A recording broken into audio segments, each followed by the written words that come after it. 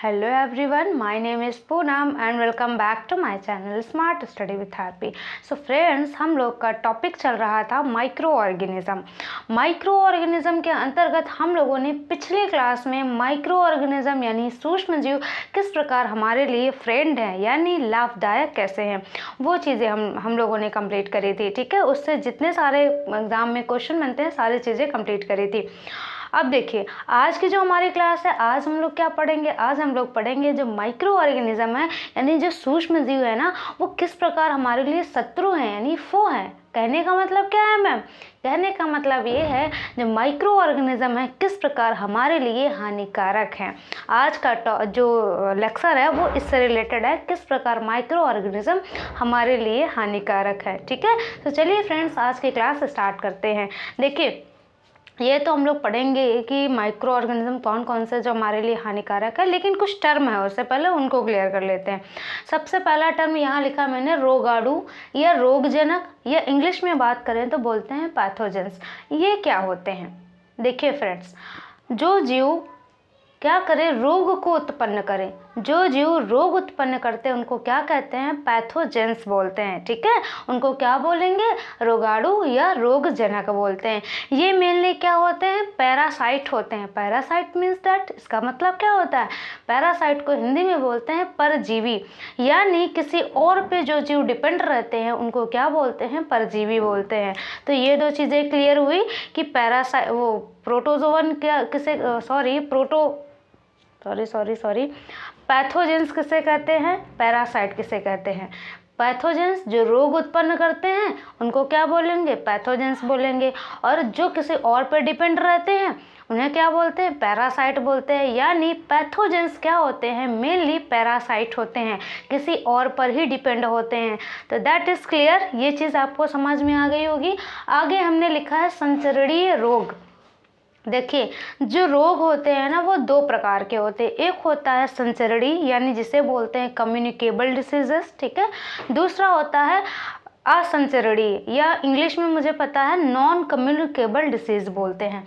दो होते हैं, एक मैंने यहाँ लिखा है कम्युनिकेबल, एक होता है नॉन कम्युनिकेबल। दोनों क्लियर कर लेते हैं। देखिए जो रोग किसी न किसी माइक्रोब्स के थ्रू होते हैं यानी सूक्ष्म जीवों के थ्रू जो रोग होते हैं वो क्या कहलाते हैं? वो संचरणीय रोग कहलाते हैं। थोड़ा सा समझ में आ रहा है आपको? मैं यहाँ पे लिख के बताऊँ। देखिए जो रोग होते हैं ना, रोग है ना, ये दो टाइप से होते हैं। एक होता है नॉन कम्युनिकेबल यानी कि जो एक से दूसरे में नहीं जाता है ना, नॉन कम्युनिकेबल। एक होता है कम्युनिकेबल, तो इन्हीं को समझते हैं। ठीक है, देखिए जो नॉन कम्युनिकेबल होता है वो हमारी बॉडी जो है ना उसमें इंटरनल फैक्टर अगर कोई वजह हो गई, आंतरिक कोई दिक्कत हो जाती है तो उसके वजह से जो रोग उत्पन्न होता है वो कभी भी कम्युनिकेबल नहीं होता है। यानी वो कम्युनिकेबल मतलब क्या होता है? कम्युनिकेबल का मतलब होता है एक व्यक्ति से दूसरे व्यक्ति में नहीं जाता। यानी जो व्यक्ति उस रोग से पीड़ित है वो रोग दूसरे व्यक्ति में नहीं जाता, वो क्या कहलाता है? Non communicable. या हिंदी में आई थिंक असंचरित बोलते हैं, हो सकता है हिंदी में मुझे एग्जैक्ट नहीं पता है, लेकिन हाँ आपको इंग्लिश में समझ में आ रहा होगा कि इसका मतलब क्या हो, और मैंने पूरा डिफाइन करके भी बताया डेफिनेशन के थ्रू। ये चीज़ क्लियर हुई। अब कम्युनिकेबल समझ लेते हैं। ऐसे रोग जो एक संक्रमित व्यक्ति से, यानी कोई भी रोग हो जो एक संक्रमित व्यक्ति से किसी दूसरे स्वस्थ व्यक्ति में अगर वो जा रहा है, फैल रहा है, दैट इज उसे क्या बोलेंगे? कम्युनिकेबल डिसीज बोलेंगे। तो कम्युनिकेबल, नॉन कम्युनिकेबल दोनों क्लियर हुई। कम्युनिकेबल डिसीजेज जो होती हैं ड्यू टू किसके थ्रू होती हैं? माइक्रोब्स के थ्रू होती हैं। माइक्रोब्स मतलब सूक्ष्म जीव के थ्रू। और जो नॉन कम्युनिकेबल होती है वो किसके थ्रू होती है? हमारी बॉडी में इंटरनल फैक्टर की वजह से होती है। इंटरनल कोई प्रॉब्लम आती है, जैसे एग्जांपल में मैं ले लूँ डायबिटीज़। भैया हमने चीनी ज़्यादा खाई, हमने शुगर ज़्यादा खाया, हमें डायबिटीज़ हो गया है ना, हमारे अंदर क्या हुआ? डायबिटीज़ हो गया। अब ऐसा तो नहीं कि हमारा जो बच्चा होगा उसको भी डायबिटीज़ होगा, क्यों? ये नहीं होगा, ये नॉन कम्युनिकेबल है। हमारी वजह मतलब हमने क्या किया? ज़्यादा खाया है तो इंटरनल फैक्टर की वजह से ये डिसीज़ हुई। है ना। तो क्लियर हुआ ये चीज़। और कम्युनिकेबल डिसीज़ में अभी सारी चीज़ें बताएंगे क्योंकि ये तो हमें पढ़ना ही है ना। तो कम्युनिकेबल समझ में आया, जो एक संक्रमित व्यक्ति से जो रोग दूसरे स्वस्थ व्यक्ति में ट्रांसफ़र होता है, पहुंचता है, वो क्या कहलाता है, कम्युनिकेबल डिसीज़ कहलाता है। अब एक चीज़ समझ में आ गई मैम, ठीक है कम्युनिकेबल डिसीज़ ये है, लेकिन कोई तो मीडियम होगा, ऐसा तो नहीं कि ये एक कोई व्यक्ति है और ये कोई दूसरा व्यक्ति है, इसमें रोग था ये फटाक से इसमें चला गया। अरे बीच में कोई तो बॉन्ड होगा, कोई तो बॉन्ड क्या बोलेंगे, बीच में कोई तो मीडियम होगा जिसके थ्रू ये रोग पहुंचा होगा।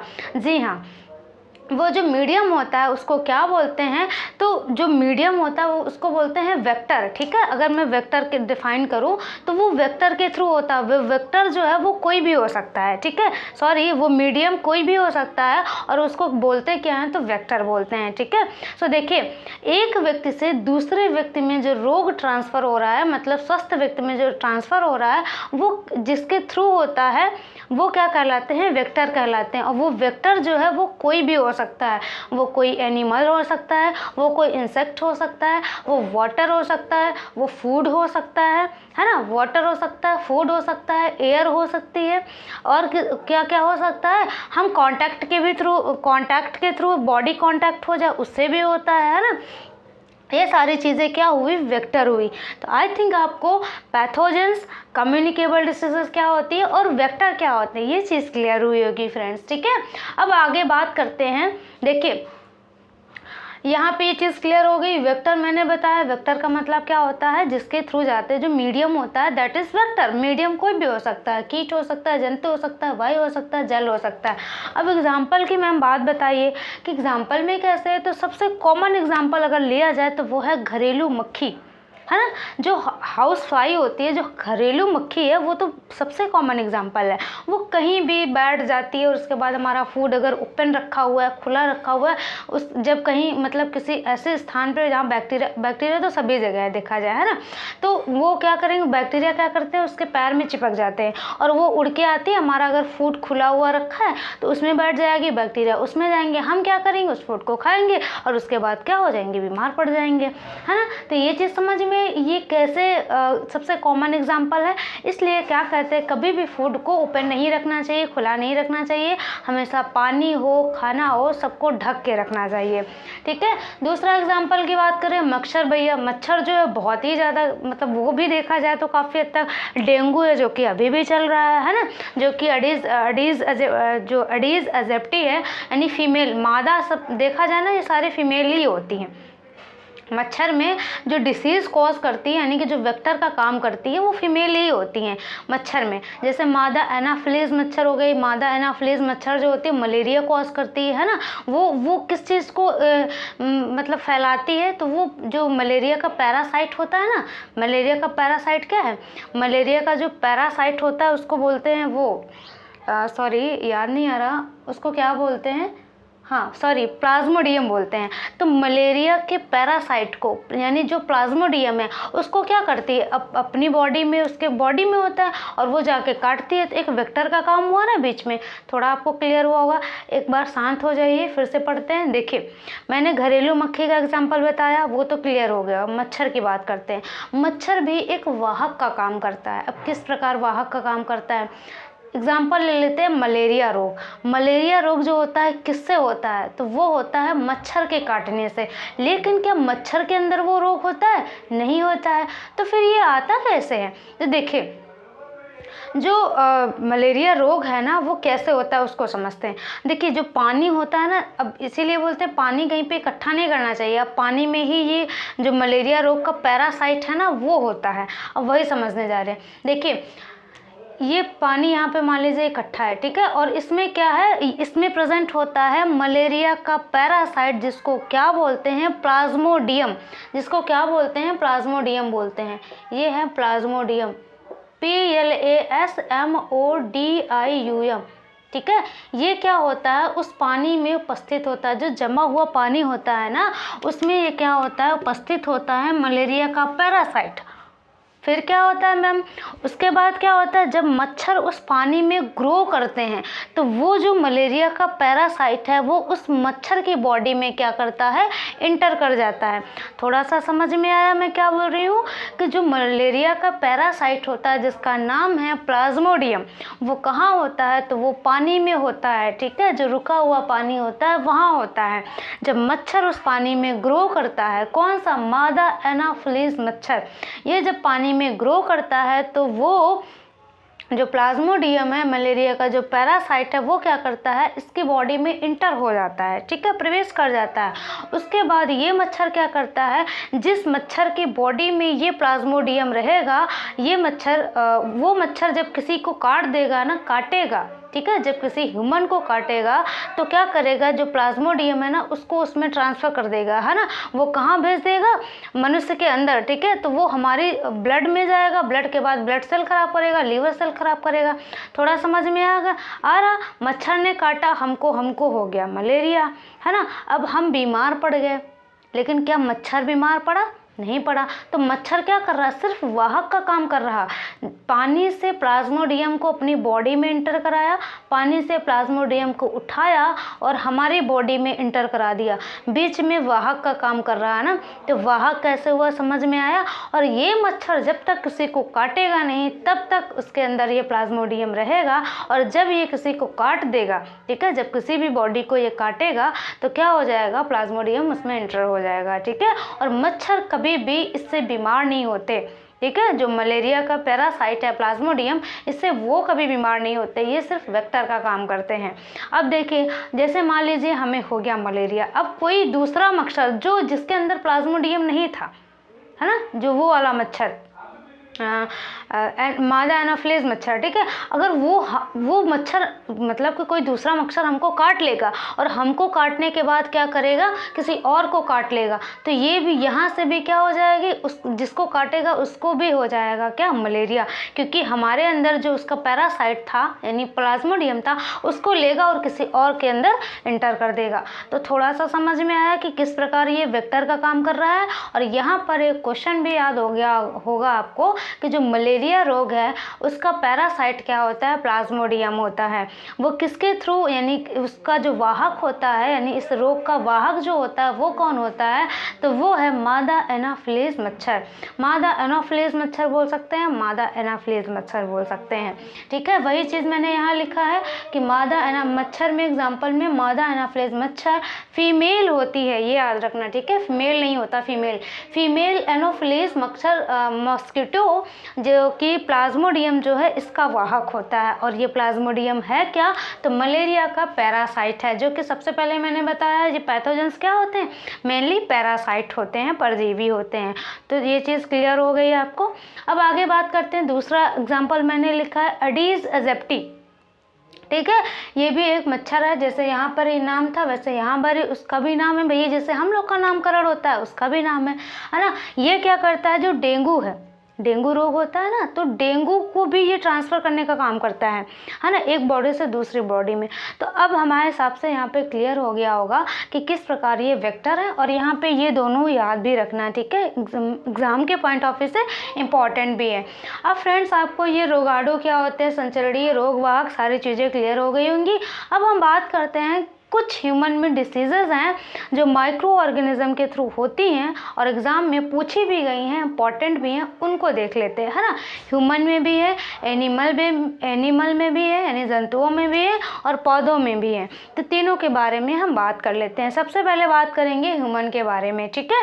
तो सबसे पहले हम बात कर लेते हैं ह्यूमन के बारे में, और ह्यूमन के बारे में भी सबसे पहले हम किसके बारे में बात करेंगे, तो जीवाणु के बारे में बात करेंगे कि जो बैक्टीरिया है, जीवाणु को इंग्लिश में बोलते हैं बैक्टीरिया, बैक्टीरिया से होने वाले कौन कौन से ह्यूमन में होने वाले रोग हैं, तो वो बहुत सारे हैं, लेकिन यहाँ पे सिर्फ मैंने उतने लिखे हैं जो एग्ज़ाम में पूछे जाते हैं और एनसीईआरटी में हैं। एनसीईआरटी में पूरी टेबल दे रखी है, हमने टेबल नहीं बनाया है क्योंकि वहाँ पे वायरस, बैक्टीरिया और सबको, प्रोटोजोआओं को एक में मिक्स करके दिया था। तो मैंने सोचा इनको अलग अलग करके करेंगे तो ज़्यादा अच्छे से समझ में आएंगे, है ना। एक ही में मिक्सअप रहते हैं तो समझ नहीं आते। सबसे पहले मैंने क्या किया, जीवाणु यानी बैक्टीरिया से होने वाले रोग को अलग किया, फिर वायरस से, फिर प्रोटोजोआ। तो समझ लेते हैं कौन कौन से रोग हैं, जान लेते हैं। तो जीवाणु की बात करें तो इनमें जो रोग कौन कौन से हैं वो 6 रोग हो गया, ठीक है। पहला क्या है, क्षय रोग, जिसे तपेदिक भी बोला जाता है या टीबी भी बोला जाता है। तो क्या क्या बोला जाता है, क्षय रोग, तपेदिक, टीबी। टीबी का फुल फॉर्म होता है ट्यूबरकुलोसिस। क्या होता है, ट्यूबरकुलोसिस, ठीक है। जो कि किसके द्वारा होता है, तो वायु के द्वारा होता है। इसका वाहक क्या है, वायु है। इसके थ्रू क्या होता है, ये रोग हो जाता है एक बॉडी से दूसरी बॉडी में। ये चीज़ क्लियर हुई। और ये किसके द्वारा होता है, अगर मैं बात करूँ तो ये है पैथोजेंस कौन है, वो है जीवाणु। तो समझ में है पैथोजेंस कौन है, जीवाणु है। किसके वेक्टर कौन है, यानी कि जो रोग का वाहक है ये क्या है, वायु द्वारा, यानी वायु है रोग का वाहक। और रोग का नाम क्या है, क्षय रोग, तपेदिक और टीबी, ट्यूबरकुलोसिस, ठीक है। आगे बात करते हैं दूसरा कौन सा है, तो वो है हैजा, जिसे कॉमन भाषा में गांव में कॉलरा कहते हैं ना, कॉलेरा या कॉलरा, ठीक है। तो ये रोग भी किसके थ्रू होता है, तो वो होता है बैक्टीरिया के थ्रू। और इसका वाहक क्या है, तो वाहक है फूड और वाटर, ठीक है, जल और भोजन।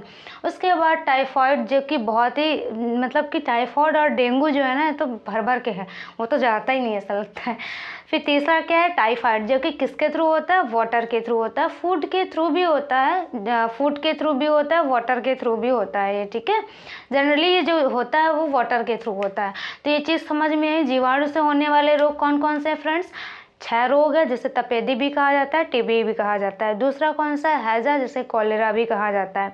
उसके बाद हमें क्या याद रखना है, टाइफाइड। ये 3 सिर्फ याद रखने, किसके थ्रू होते हैं, तो देखिए टाइफाइड वाटर के थ्रू होता है, कॉलेरा जो होता है फूड एंड वाटर के थ्रू होता है। और उसकी बात करें जो 6 रोग था, यानी ट्यूबरकुलोसिस यानी जिसे बोलते हैं टीबी, वो किसके थ्रू होता है, तो वो होता है वायु के थ्रू, है ना, जो कि हम नाक से जब सांस लेते हैं हमारे लंग्स को अफेक्ट करता है, ठीक है।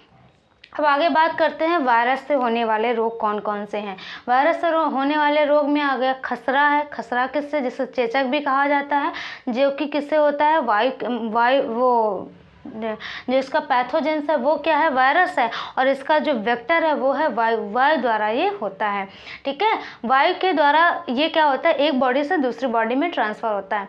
आगे बात करते हैं चिकन पॉक्स की, है ना। चिकन पॉक्स जो है उसका रोग का वाहक कौन है, तो रोग का वाहक है वायु, या सीधे कांटेक्ट में अगर हम आते हैं तो उससे भी हो जाता है। पोलियो का क्या है, तो पोलियो है वायु या जल के द्वारा होता है, ठीक है। हेपेटाइटिस की बात करें तो इसका वेक्टर क्या है, ये जल है। देखिए फ्रेंड्स, इधर मैंने सारे वेक्टर लिखे हैं और ये हैं कौन कौन से पैथोजेंस है, किसके थ्रू होता है। तो देखिए याद करिए फ्रेंड्स, वायरस के थ्रू कौन कौन से होते हैं, तो हेपेटाइटिस हो गया, पोलियो हो गया, चिकन पॉक्स हो गया, खसरा हो गया, जिसे चेचक भी कहा जाता है। खसरा, पोलियो, हेपेटाइटिस और क्या, चिकन पॉक्स, ठीक है। ये अच्छे से नाम याद रखना, इनसे छांट के क्वेश्चन आता है, मैचिंग करने के लिए क्वेश्चन आता है, भर भर के क्वेश्चन पूछे जाते हैं। आगे बात करते हैं प्रोटोजोआ से। प्रोटोजोआ से जो रोग होते हैं मलेरिया और अतिसार याद रखना, अतिसार को डायरिया बोलते हैं, ठीक है। तो मलेरिया और अतिसार, मलेरिया मच्छर के थ्रू होता है, जिसको पूरा डिटेल में बता दिया कैसे होता है, कैसे वेक्टर का काम करता है। मादा एनाफिलीज मच्छर याद रखना, ठीक है। अतिसार क्या है, डायरिया। तो ये चीज़ आपको समझ में आई, जीवाणु, वायरस और प्रोटोजोआ से होने वाले जो सामान्य रोग हैं उनके बारे में ये थी बात। अब हम बात करते हैं, ये था ह्यूमन से रिलेटेड। अब बात करते हैं एनिमल से रिलेटेड कौन कौन से रोग होते हैं। तो सबसे पहला यहाँ पे आता है एंथ्रैक्स। देखिए यहाँ पर जितना एनसीईआरटी में दिए सिर्फ उतने मैंने लिखे हैं और ये बहुत इंपॉर्टेंट है, क्वेश्चन पूछे भी गए हैं। एंथ्रैक्स की बात करें तो एंथ्रैक्स जो होता है ह्यूमन और एनिमल दोनों में होता है, लेकिन मैंने यहाँ लिखा है मनुष्य और मवेशियों में होता है। और किसके द्वारा होने वाला रोग है, तो ये जीवाणु के द्वारा होता है। बैक्टीरियल डिसीज़ है जो कि किस में होती है, तो वो एनिमल में होती है, लेकिन ये ह्यूमन में भी हो सकती है। तो कैसे होती है, सबसे पहले मैम ये बताइए, मनुष्य में समझ में आ रहा, मवेशी का मतलब क्या होता है। तो फ्रेंड्स, मवेशी का मतलब और कुछ नहीं होता है। अगर मैं हिंदी में बात करूं तो इसका मतलब होता है चौपाया कोई भी एनिमल, ठीक है। चौपाया जानवर जिसके कितने 4 पैर हो, वैसे जानवर के तो 4 पैर होते ही हैं, ठीक है। तो चौपाया जानवर को क्या बोला जाता है, मवेशी बोला जाता है। ऐसे जानवर जिनके सींगे हों, जो क्या दूध देते हों, है ना, मतलब कोई ना कोई उनसे हमें लाभदायक चीज़ें प्राप्त हों, ओवरऑल कहने का मतलब जो पालतू जानवर होते हैं उनको क्या बोलते हैं, मवेशी बोलते हैं। मवेशी और कुछ नहीं है, पालतू जानवरों को क्या बोला गया, मवेशी बोला गया है। तो दैट इज़ क्लियर कि मवेशी क्या होता है, ठीक है। ये क्या है, एक प्रकार के एनिमल की ही बात करी जा रही है यहाँ पर। अब देखिए, अब ये एनिमल में होता है, मैंने यहाँ लिखा एनिमल, लेकिन ह्यूमन में कैसे हो सकता है। तो देखिए, ये जो होता है, जो स्पोर का फॉर्मेशन करते हैं बैक्टीरिया, उनके द्वारा एंथ्रैक्स रोग होता है, जो कि जनरली एनिमल में होता है।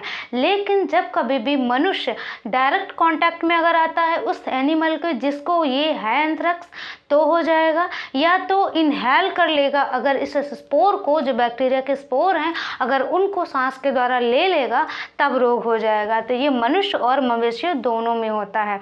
आगे है खुरपका और मुखपका रोग, ठीक है। खुरपका मुखपका जो रोग होता है वो गायों में होता है। तो गायों में होने वाला रोग क्या कहलाता है, खुरपका मुखपका रोग। और ये किसके द्वारा होता है, पैथोजेंस क्या है इसका, तो पैथोजेंस है वायरस, ठीक है। ये वायरस से होने वाला रोग है और ये किसके द्वारा है, जीवाणु से होने वाला रोग है। सिर्फ दो ही हमें याद रखने एनिमल में। आइए आगे बात करते हैं प्लांट में हमें क्या क्या पढ़ना है। तो प्लांट में सबसे पहला नींबू का जो कैंकर रोग होता है, आपने देखा होगा नींबू में ब्लैक ब्लैक स्पॉट लग जाते हैं ना, ब्लैक ब्लैक तरीके से कुछ रोए टाइप में निकले होते हैं, दैट इज वही कहलाता है क्या, नींबू का कैंकर रोग, जो कि किसके द्वारा होता है, जीवाणुओं के द्वारा होता है। अगर बात करें इसका वेक्टर कौन है, तो वो है वायु, ठीक है। वायु है, यहाँ पे मिट गया, वायु है फ्रेंड्स, ठीक है। आगे बात करें गेहूं का रस्ट रोग। गेहूं का जो रस्ट रोग होता है वो किसके द्वारा होता है, तो वो होता है कवक के द्वारा, यानी फंजाई के द्वारा, ठीक है। और उसकी बात करें कि कौन इसका वेक्टर होता है, तो वो है वायु और बीज, ठीक है। एयर और जो सीड होते हैं उनके थ्रू क्या होता है, ये एक स्थान से दूसरे स्थान में पहुँचता है। इस रोग में कैसा क्या सिस्टम होता है, तो इस रोग में जो पत्तियां होती हैं वो येलो येलो कलर की हो जाती है, फिर टूट के गिर जाती हैं। भिंडी का जो पीत रोग होता है, इसमें भी जो ये पत्तियां होती है वो क्या होती है, येलो येलो हो जाती हैं, ठीक है। और धीरे धीरे देखा जाए वो जो फ्रूट होता है वो भी स्लाइटली क्या होने लगता है, येलो येलो, उसमें टेस्टलेस हो जाता है ना। तो ये होता है भिंडी का पीत रोग, और ये किसके थ्रू होता है, तो वायरस के थ्रू होता है। और इसका जो वाहक है वो है कीट। तो यहाँ पर जीवाणु के द्वारा, कवक के द्वारा, वायरस के द्वारा 3 रोग यहाँ पर दिए गए हैं, बहुत इंपॉर्टेंट है। नींबू का कैंकर रोग जो होता है किसके द्वारा होता है, जीवाणु के द्वारा होता है, यानी बैक्टीरिया। गेहूं का रस्ट रोग किसके द्वारा होता है, फंजाई के द्वारा होता है। भिंडी का पीत रोग किसके द्वारा होता है, वायरस के द्वारा होता है। तो ये सारी चीज़ें फ्रेंड्स अच्छे से याद रखना, ठीक है। तो ये हुआ प्लांट, एनिमल और ह्यूमन में होने वाले कॉमन डिसीजेज, जो कि एग्जाम के पॉइंट ऑफ व्यू से इंपॉर्टेंट है और क्लास 8 NCERT में टेबल के फॉर्म में दे रखे हैं, ठीक है। और यहाँ से क्वेश्चन भी पूछे गए हैं। आगे बात करते हैं, यहाँ मैंने लिखा है खाद्य विषाक्तन क्या होता है, फूड पॉइजनिंग क्या है ना। तो इसको समझ लेते हैं। देखिए, जब हमारा, अब एग्जाम्पल के थ्रू समझते हैं। मान लीजिए मैंने चावल बनाया है, ठीक है, और उसको 102 दिन रख दिया। उसके बाद आपने देखा होगा उसमें स्मेल, अजीब सी स्मेल आने लगती है ना, वो खा नहीं सकते आप। वो हम लोग जनरली क्या बोलते हैं, ये ख़राब हो गया, ये खाने लायक नहीं है। तो वही क्या कहलाता है, फूड पॉइजनिंग कहलाता है। उसमें क्या होता है, बैक्टीरिया जो माइक्रो ऑर्गेनिज्म होते हैं ये क्या करते हैं, कुछ पॉइजनिंग चीज़ें उसमें क्या करते हैं, रिलीज़ करते हैं, है ना। और जिससे वो फूड क्या हो जाता है, संदूषित हो जाता है, ठीक है। वो फूड क्या हो जाता है, ख़राब हो जाता है। वही क्या कहलाता है, फूड पॉइजनिंग कहलाता है। अगर हम उस फूड को खा लेंगे तो हम क्या हो जाएंगे, बीमार हो जाएंगे, हमें प्रॉब्लम क्रिएट हो जाएगी, हमारी बॉडी अच्छे से वर्क नहीं करेगी, है ना। तो इससे यही कहलाता है फूड पॉइजनिंग। इसके बारे में बस इतना ही दे रखा था उसमें, तो हमने यहाँ पे सिर्फ ऐसे हेडिंग बना दिया और समझा दिया। तो आई थिंक आपको ये चीज़ क्लियर हो गई होगी कि फूड पॉइजनिंग क्या है, ठीक है। तो ये था किस प्रकार माइक्रो ऑर्गेनिज्म हमारे लिए हानिकारक है फ्रेंड्स, ठीक है। यहीं पर ये कंप्लीट हो जाता है। उसके बाद हम बात करेंगे किसके बारे में, तो बात करेंगे परिरक्षक के बारे में, ठीक है। प्रिजर्वेटिव कौन कौन सी चीज़ें होती हैं जिनसे हम जो हमारे फूड मटेरियल्स हैं उनको कैसे हम स्टोर करके रख सकते हैं, तो इसके बारे में बात करेंगे हम लोग नेक्स्ट वीडियो में। अभी के लिए ये यहीं तक, ठीक है फ्रेंड्स। अगर एक बार रिवाइज कर लेते हैं थोड़ा सा क्विकली फ्रेंड्स, ठीक है। चलिए, पहले पैथोजेंस क्या हैं, जो रोग को उत्पन्न करते हैं वो पैथोजेंस कहलाते हैं। ये क्या होते हैं, मेनली पैरासाइट होते हैं, और जिसके थ्रू जाते हैं उसको क्या बोलते हैं, वेक्टर बोलते हैं। संचरणीय रोग क्या होता है, एक संक्रमित व्यक्ति से रोग किसी दूसरे में, स्वस्थ व्यक्ति में अगर ट्रांसफर होता है तो वो संचरणीय रोग कहलाता है। जिस मीडियम से होता है उसको वेक्टर बोलते हैं, मीडियम कोई भी हो सकता है ना। अब कॉमन डिसीजेज यहाँ पे जीवाणु के द्वारा 6 रोग हो गया, हैजा, क्षय रोग यानी कि टीबी जिसको बोलते हैं, हैजा हो गया, टाइफाइड हो गया। वायरस में खसरा, chicken pox, polio, hepatitis. Protozoa में 2 ही याद रखने हैं, मलेरिया और अतिसार। ठीक है। एंथ्रैक्स और खुरपका मुखपका रोग याद रखना है। प्लांट में बात करें, नींबू का कैंकर रोग याद रखना है, गेहूं का रस्ट रोग, भिंडी का पीत रोग याद रखना है।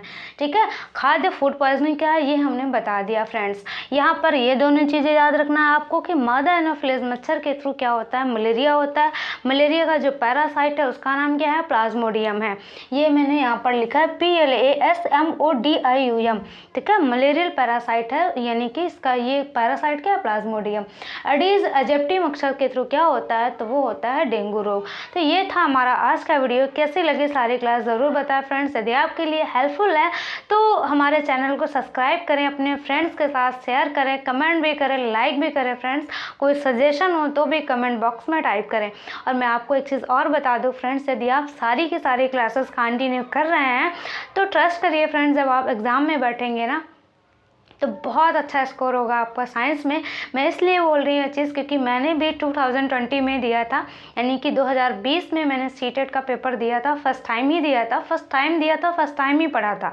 ठीक है। और काफ़ी अच्छा स्कोर था हमारा, फर्स्ट टाइम के अकॉर्डिंग काफ़ी अच्छा स्कोर था हमारा सीटेट में, साइंस में बेसिकली।